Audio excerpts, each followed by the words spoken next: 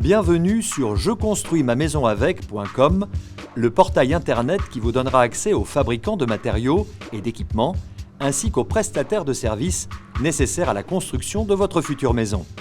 En tant que professionnel de la construction de la maison individuelle, nous allons vous présenter la mise en œuvre de nos produits et la qualité de nos services.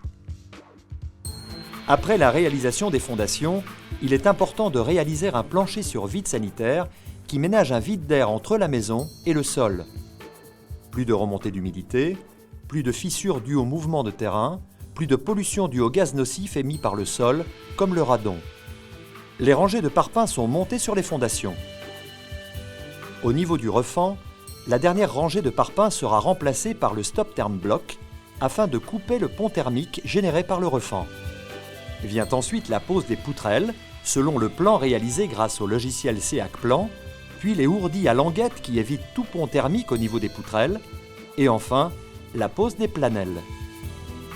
Une fois le plancher posé traditionnellement, les Stop Term EP, en périphérie, sont ajoutés pour traiter les ponts thermiques au niveau de la table de compression, assurant une continuité parfaite avec l'isolation des murs. Il n'y a plus qu'à poser le ferraillage et à couler la table de compression. Ainsi, le système SEAC Watt ajouté au plancher isolant permet d'obtenir une isolation thermique parfaite. La première phase de la maison est terminée. Après la construction des murs, le plancher d'étage doit être réalisé en traitant les ponts thermiques au droit de la dalle.